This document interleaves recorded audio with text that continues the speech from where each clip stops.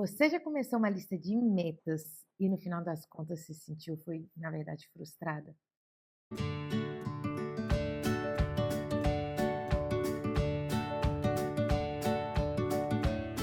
Seja honesta comigo, estamos finalizando o ano de 2024 e já já estamos aí iniciando o ano de 2025. E essa é uma data onde este assunto chega a pipocar na boca das pessoas.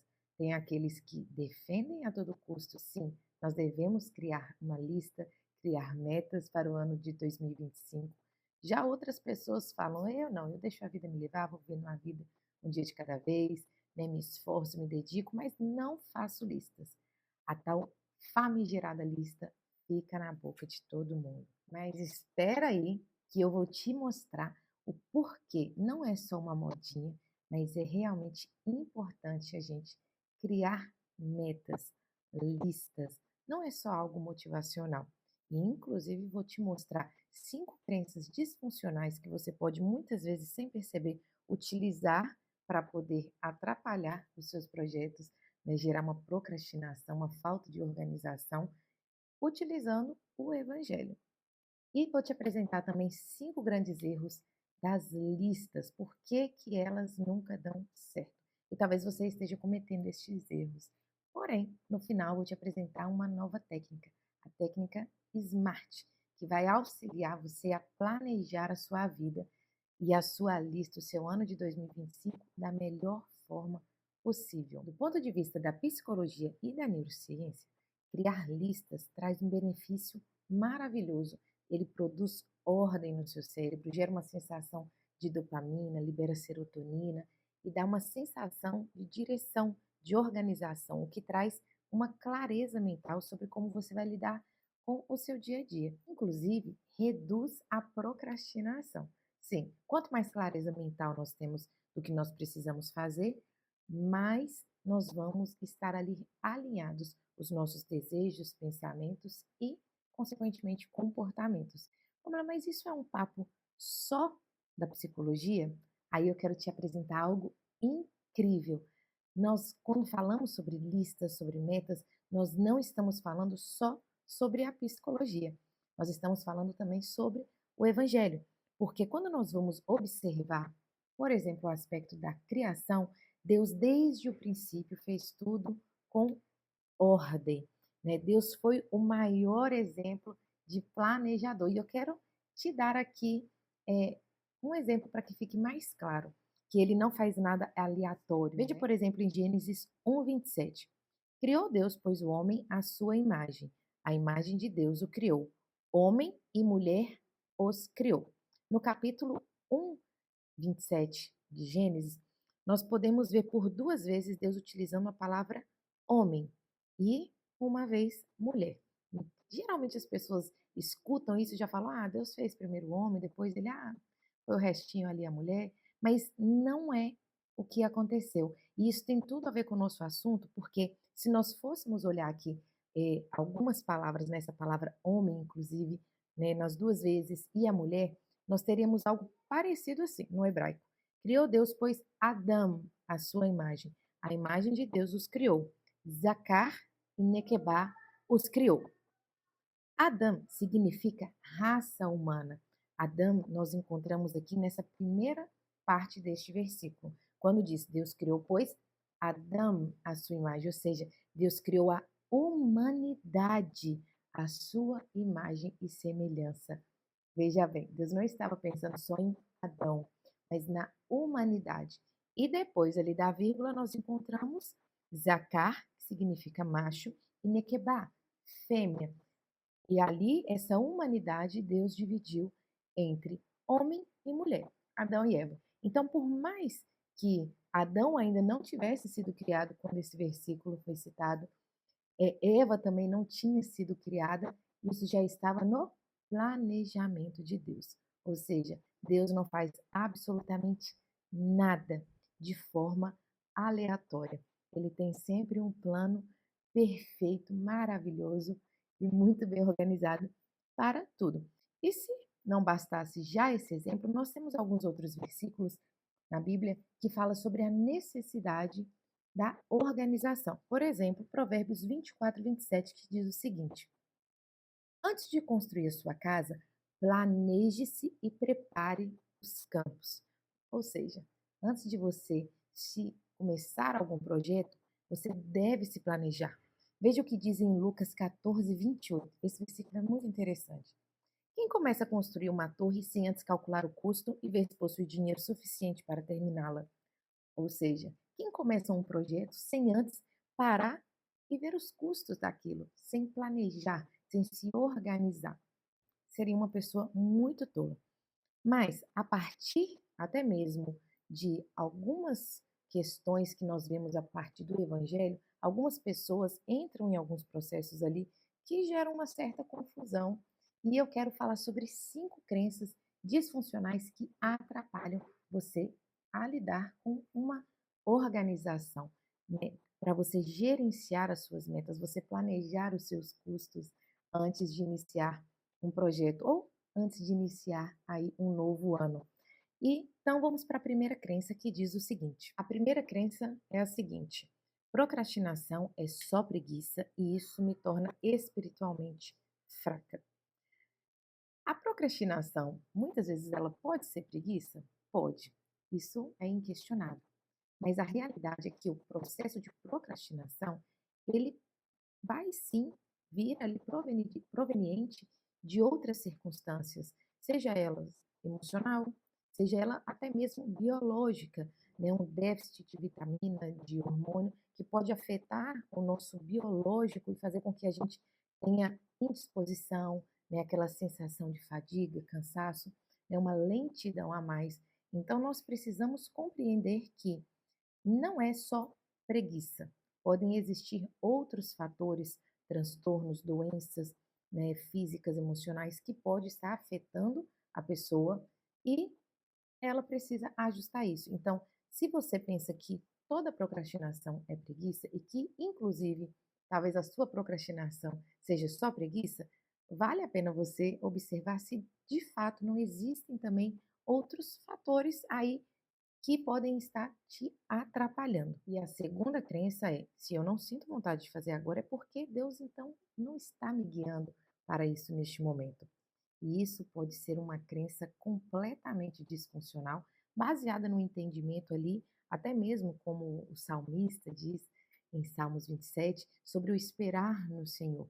O esperar no Senhor, né? Muitas vezes pessoas podem estar confundindo a procrastinação, a preguiça, a passividade diante da vida, a omissão e chamando isso de espera no Senhor. A terceira crença está muito pertinho da anterior, por isso que nós não nos aprofundamos tanto nela. Mas a terceira crença diz que se Deus é soberano, ele fará algo acontecer, mesmo que eu não precise fazer nada. E isso pode ser uma visão distorcida sobre a soberania de Deus. Deus, de fato, ele é soberano. As coisas acontecem como ele quer.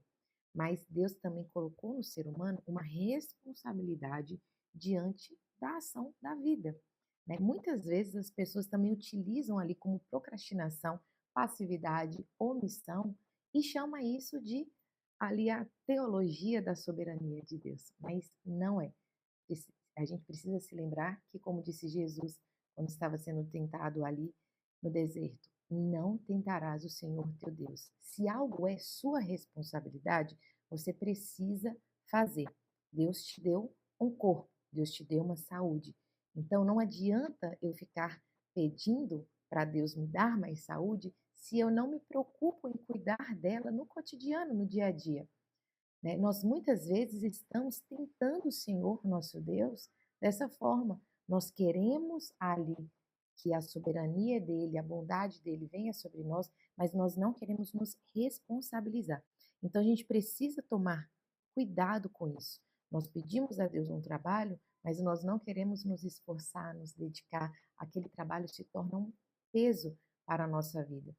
Então a gente precisa compreender que Deus é soberano, mas que sim, Deus colocou responsabilidade aos seres humanos. A quarta crença é de que eu preciso estar 100% preparado para iniciar determinado projeto. né? Eu preciso fazer tudo perfeito para a glória de Deus. E de fato, nós precisamos dar o nosso melhor em tudo que nós fazemos, como se fosse para Deus. É isso que a Bíblia nos ensina. Porém, existe um erro muito grande que leva as pessoas a um preciosismo, a um perfeccionismo, na qual nós nunca vamos estar prontos e também o qual Deus nunca exigiu. Porque, como diz lá em 2 Coríntios 12:9, aceitar, né, e nós devemos aceitar o nosso processo porque é o poder de Deus que se aperfeiçoa em nossas fraquezas. Então, Deus também vai trabalhando em nós à medida que nós vamos nos dispondo de um coração obediente, temente ao Senhor, a fazer a vontade dele com temor, obediência e com responsabilidade.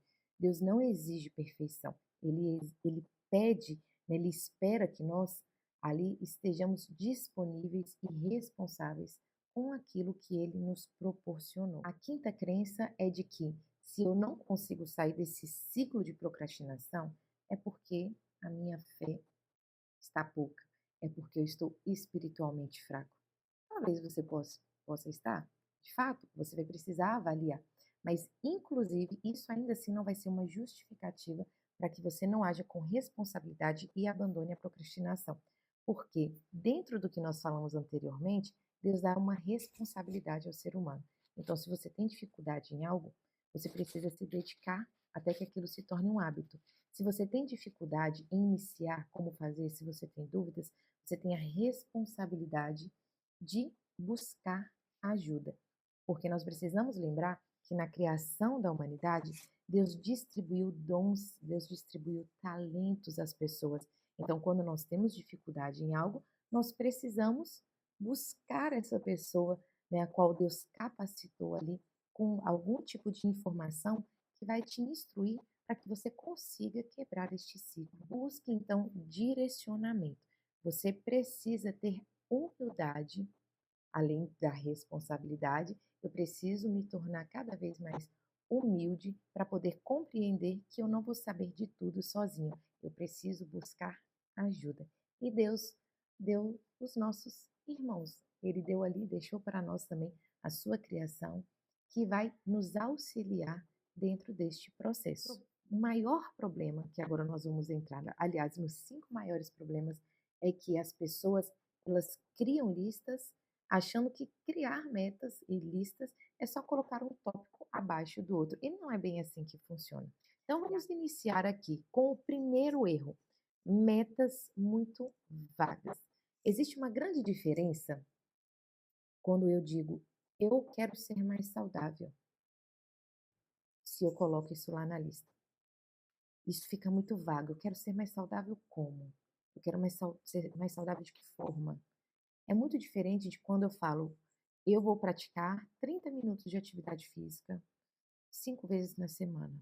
Eu pretendo emagrecer 5, 10, 15, 30 quilos neste ano, né? Eu vou buscar ajuda de algum profissional para me ajudar no processo de emagrecimento. Isso deixa a sua lista muito vaga quando você só coloca eu quero ser saudável, né? Isso não vai trazer muita clareza mental, até mesmo do que você precisa procurar. Então, isso é o principal, maior erro das pessoas ao criar a lista. Se identificou aí? Me conta aqui nos comentários, hein? O segundo grande erro são as metas irreais. Existem pessoas que, pensando, por exemplo, na vida profissional, elas colocam lá: eu quero ficar rica. Tá, como? Quando? O que eu preciso fazer para chegar a isso? Isso realmente é possível, né, para eu conseguir em um ano? Você vai precisar avaliar a, a sua, a sua vida, as suas oportunidades. Você vai precisar se avaliar, não se comparando com ninguém, mas observar. Isso realmente é possível para mim? E essas metas irreais, né, elas podem te prejudicar e gerar muita frustração. E o terceiro erro são muitas metas ao mesmo tempo. Quando a gente pensa numa meta para um ano, a gente imagina, bom, um ano é muito tempo, então eu preciso de muitas metas. E isso é um grande erro, né? Porque a gente não vai dar conta de abraçar tudo. Eu gosto muito daquilo que Jordan Peterson fala no seu livro As 12 Regras para a Vida, de que se você quer começar uma revolução, comece arrumando a sua cama. Muito bom, né? Pois é, se você deseja mudar algo na sua vida, se você deseja grandes mudanças, comece pelo básico. Comece pelo aquilo que hoje você vai ter consciência de que vai ser capaz de cumprir. Pense, por exemplo, em 3 pontos. Uma meta ou algumas 2, 3 metas para sua vida espiritual, emocional e para sua vida física, né, para sua saúde. Crie metas mais realistas. O quarto erro é ignorar prazos. Pamela, mas qual o prazo? Quando eu faço uma lista de metas para 2025, eu penso, olha, eu tenho 2025 todo para cumprir. Aí chega em outubro, novembro, dezembro, você quer dar conta de fazer tudo, porque, enfim, né, procrastinou durante o ano. Mas é, isso é um ponto até que a gente vai trazer depois ali, quando for falar sobre a técnica SMART. Mas a gente precisa ter metas, mas com datas, porque senão entra naquele primeiro erro, de deixar algo muito vago. E o quinto erro é não revisar o processo. Tudo que nós fazemos na vida, nós precisamos sempre estar ali avaliando, observando novamente. Mas as pessoas, elas simplesmente criam listas e deixam só na mente dela, achando que elas vão lembrar daquilo e esquecem. Então, a gente precisa revisitar a nossa lista frequentemente. Nós precisamos observar, inclusive, quais as conquistas que nós já conseguimos. Dar aquele checkzinho, aquilo gera muita motivação, aquilo gera muita satisfação. Então, você precisa também revisitar. Se você não tiver esse hábito, você não vai conseguir avaliar o seu processo, se você está indo bem, se você está indo mal, e, inclusive, você vai, no final das contas, às vezes até esquecer onde você colocou o papelzinho que você escreveu no início do ano. Fala a verdade. Se você que escreveu, você que defende, você escreveu, boa parte das pessoas chegam no final do ano, elas nem lembram onde está escrito as metas delas. Então, você precisa revisitar. Então, aqui nós fechamos os 5 erros. Você se identificou com algum? Deixa aqui nos comentários aqui para mim. Porque agora nós vamos para a solução. E agora? Como que eu faço, então, a lista perfeita, a lista dos sonhos, que é essa que eu tenho certeza que Deus vai olhar e vai falar: nossa, estou orgulhoso dela. Vamos lá, então. Quem me conhece sabe que eu gosto de coisas práticas. Eu gosto de facilitar a vida das pessoas. E por isso que eu trouxe para você essa técnica que se chama SMART. Cada letrinha dela significa algo. E a primeira que nós vamos falar é a da letrinha S, que significa específica. As nossas metas, elas precisam ser específicas, objetivas. Como eu disse anteriormente, eu quero emagrecer no ano de 2025. Eu quero emagrecer quanto? Eu quero vender mais produtos. Eu quero vender que tanto? Qual o objetivo que eu quero alcançar? Você precisa colocar um número, uma quantidade que você quer alcançar. Isso vai deixar a sua meta muito mais clara, muito mais específica. Então, este foi o primeiro ponto. Seja o mais específico possível naquilo que você deseja, tá certo? O segundo é o M, que significa mensurável. Um exemplo, eu quero economizar no ano que vem.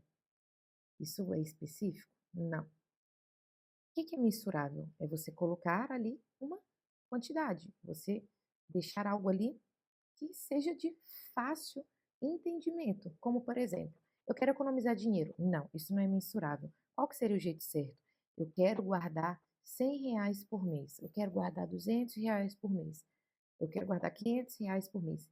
Né? Ou seja, isso bate inclusive com o específico. Vai fazendo a sua lista ficar cada vez mais objetiva, tá percebendo? Como que é simples? É você ser o mais objetivo possível. E o terceiro ponto é a letrinha A, que significa alcançável.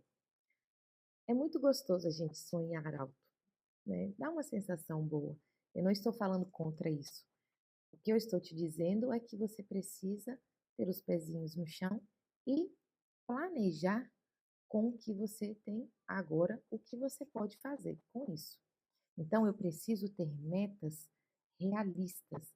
metas que onde eu vou conseguir ali cumprir, e inclusive me sentir até mais ali motivada para eu poder ir escalonando e aumentando, né, ali, os meus objetivos.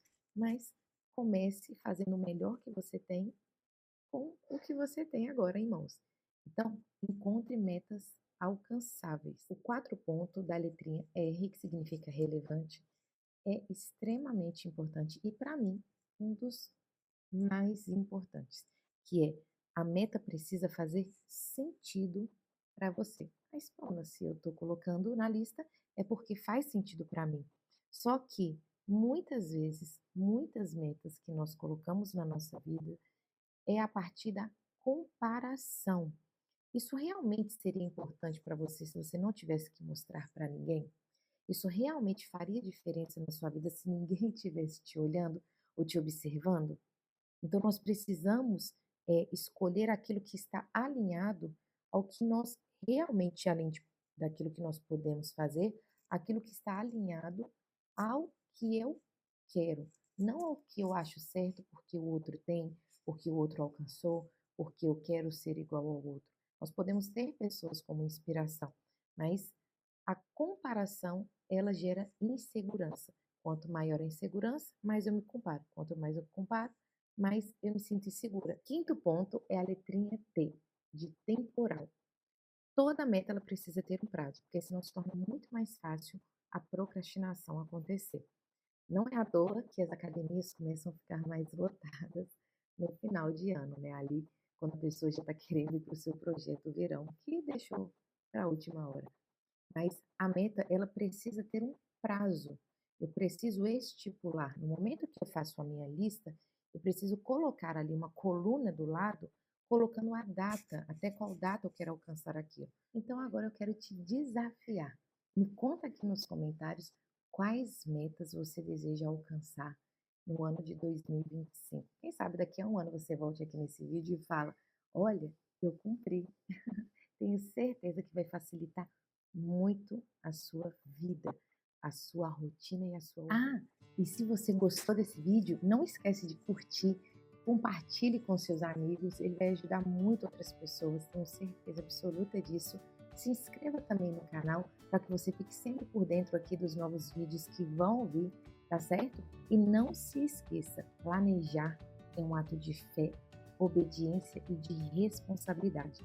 Eu desejo que Deus abençoe o seu ano para que você viva de forma organizada, planejada e com intencionalidade, assim como Deus nos ensina a fazer. Tenha um excelente ano e até a próxima.